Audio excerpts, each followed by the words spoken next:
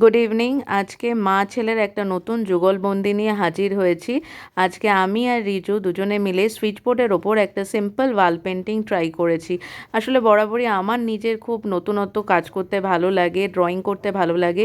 রিজুরও প্রচণ্ড পড়াশোনার চাপ, তার সত্ত্বেও ও ড্রয়িং করতে খুব ভালোবাসে।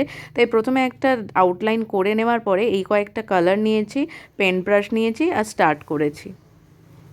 কি করছো মা? এই ড্রয়িং করছি দেওয়ালে।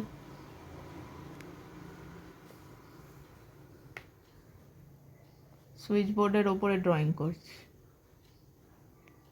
অনেক দিন করার ইচ্ছে ছিল, আজকে তাই শুরু করছি। তুই করবি তো আমার সাথে? হ্যাঁ। তুইও কালার করবি?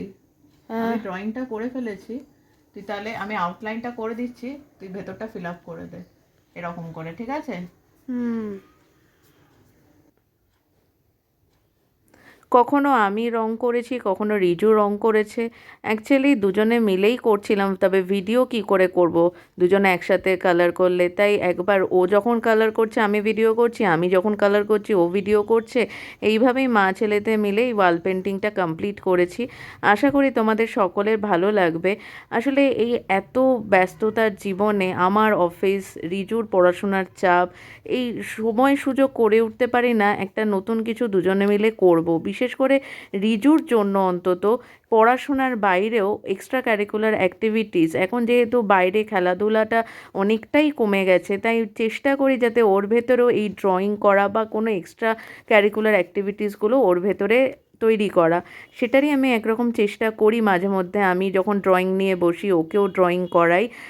যদিও কালকে ওর ক্লাস টেস্ট রয়েছে, ফিজিক্স পরীক্ষা রয়েছে, তার মধ্যেও ওর যে ইচ্ছেটা হয়েছে এটাই আমার কাছে অনেক।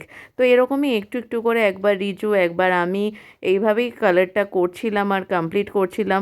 ও আমাকে বিশেষ কালার করতে দিচ্ছে না, ওর এতটাই ভালো লেগে গেছিলো যে সবসময় আমাকে বলছে, মা আমিই কালার করি, দাও না, তুমি আমায় বলে দাও, আমি তোমাকে দেখিয়ে দেখিয়ে কালার করব। এইভাবেই ওই বেশিটা কালার করেছে। আমি প্রথমে আউটলাইনটা করে দিয়েছিলাম ঠিকই, না হলে ওর পক্ষে একটু টাফ হতো ব্যাপারটা। ও তো নতুন নতুন করছে, ওকে আমি শিখিয়ে শিখিয়ে দিচ্ছি আর ও সুন্দর করছে আমার সাথে।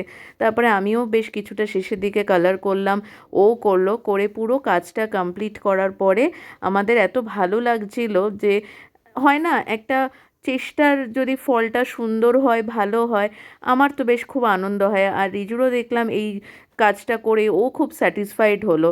আশা করি পরবর্তীকালে নতুনত্ব আবার কিছু কাজ করলে তোমাদের সাথে এইভাবেই শেয়ার করব। এটা আমাদের ফিনিশ হয়ে গেল। এই পুরো একটা সিম্পল ওয়াল পেন্টিং করলাম সুইচ বোর্ডের ওপরে। তোমাদের কেমন লাগলো আমাকে প্লিজ জানিও। আমি আর রিজু মিলে এই পুরো ওয়াল পেন্টিংটা করলাম, ইজি একটা ওয়াল পেন্টিং। আশা করি সকলের তোমাদের ভালো লাগবে। প্লিজ অনেক অনেক লাইক আর কমেন্ট করো।